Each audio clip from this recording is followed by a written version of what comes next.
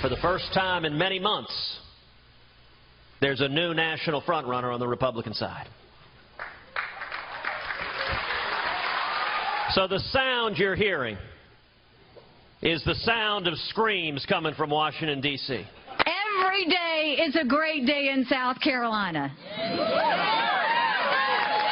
Ladies and gentlemen, if we elect Marco Rubio, every day will be a great day in America. They come out with a voter violation form, which is a fraud as far as I'm concerned. And what he did with that whole thing was a disgrace. So we're not going to let that stuff happen anymore. I mean, we're not going to let it. We will not let it happen. We're all watching. You're all watching. Keep your eyes wide open. Some of the sights and sounds from South Carolina today. The poll that Ted Cruz was referring to is the new NBC Wall Street Journal poll, a national poll in which Cruz is up 2 points within the margin of error there over Donald Trump. And there you see the rest of the poll.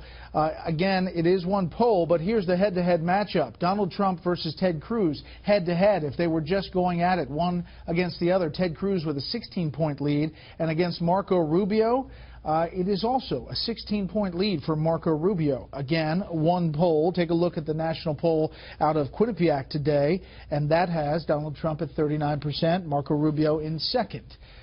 So, where are we in this race? Let's bring in our panel. Steve Hayes, senior writer for the Weekly Standard. A.B. Stoddard, associate editor of The Hill, and syndicated columnist Charles Krauthammer. Steve, it's important to point out that this is one poll. We don't know whether this is a trend until we see more numbers. Right. Just a small difference between those two national polls. I mean, it's, you know, you've got one that has Cruz +2, you have others that have Trump +20, +18.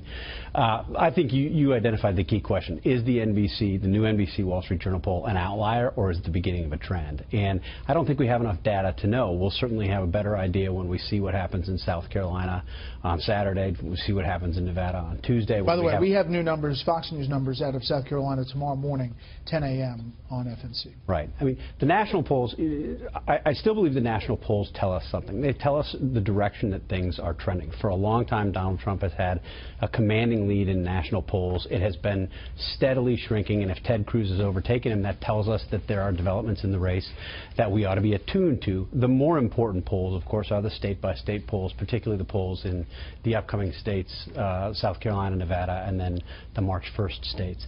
And in South Carolina, by all accounts, in the public polling, Donald Trump maintains a commanding lead. I mean, sometimes a 20-point lead. If you talk to people who have been doing private polling, both associated with campaigns and with some of the super PACs, the belief is that Trump's lead is not quite as commanding as the public polls suggest, that Ted Cruz is closer to Donald Trump than the public polling suggests, and that Marco Rubio has momentum. In a way, the polling in South Carolina feels a bit like the polling in Iowa, going into Iowa.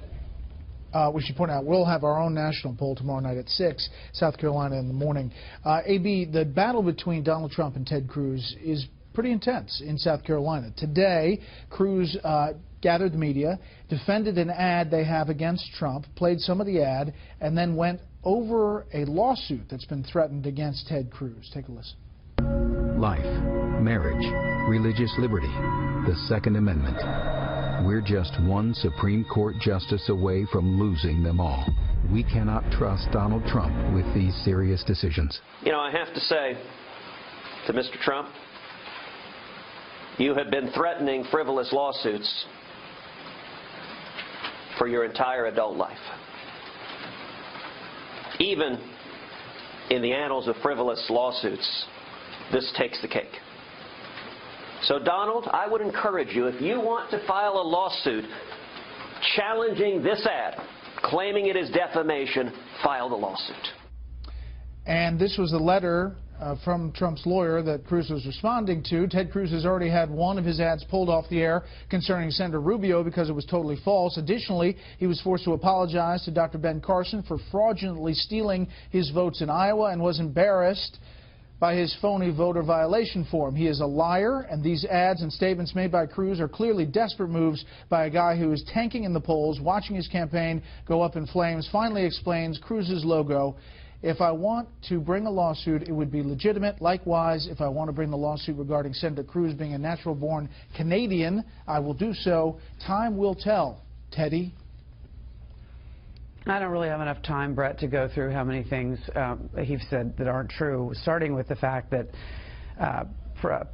President Bush, led us into war intentionally, knowing he was lying about intelligence and all the other stuff. Also, he apparently predicted that the Iraq war would be a mistake, but no one can find him ever predicting it until we were a year into the war and things going south. Ted Cruz never apologized for stealing votes from Ben Carson. Ben Carson outperformed the polling in Iowa that came out 2 nights before the votes. He came in 4th. He did very well.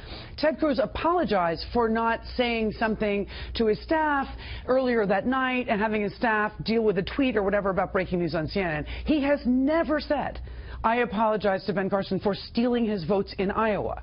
So the thing is about his presser today, which was impressive, is Ted Cruz obviously is well-versed in the law. He's argued before the Supreme Court, and when he gets going, no one is going to stop him, and everyone's going to believe everything he's saying. But also, the grounds for this, obviously, is a legal joke, even if you are not the scholar that Ted Cruz is. Ted Cruz, just like Steve said, they have the same anxieties as they did going into Iowa. Rubio could be surging. Ted Cruz is worried Rubio might come close to him. Trump is worried Ted Cruz could eclipse him and come in first. And so it's really the same feeling and the same fights going on, only Trump has brought it to a new level. And the whole narrative of they want the fighter, the voters want the fighter this year. Is this legal effort, this lawsuit threatening, is that the fighter that people you think want? I'm not sure it helps him in that respect. I think it looks rather petulant. Also, conservatives or ordinary people don't like when rich, powerful people threaten lawsuits here and there. I thought the strongest element of what Cruz has said is that he's done this all his life in business as well, because it's a use of your power and your money and your influence, because ordinary folks can't afford a defense and often have to cave in. It's a kind of it's a bullying using the law. Well, let me just say, one legal group has Donald Trump named in 169 lawsuits, federal lawsuits. So that plays into that narrative. But look, we were talking about the polls, how disparate they are. But the one thing that they agree on is that if you take Trump against the field wins. And that's why I thought the numbers you just showed of a hypothetical one-on-one of a Cruz against a Trump, Rubio against Trump, with a 16-point lead, that tells you what we have been saying, which is so obvious for the last 6 months, that the problem in this race is not necessarily that there is a wholesale majority revolt of Trumpites against the Washington establishment. What there is a significant plurality.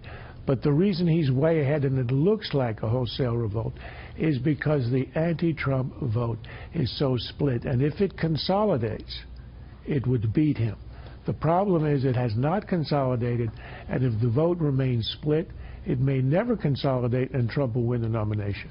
There was one town hall soundbite from Jeb Bush today where he looked frustrated. They said, what am I supposed to give up and just pack it in? Yeah, he sounded frustrated in that audio, and that town hall came right after Marco Rubio had won the endorsement of Nikki Haley. Jeb Bush had wanted that endorsement, had said in an interview yesterday that he thought it would be a very important endorsement, and then it went to Marco Rubio. I think the most important thing going into South Carolina to remember is that in 2012, 55% of South Carolinians decided in the last few days.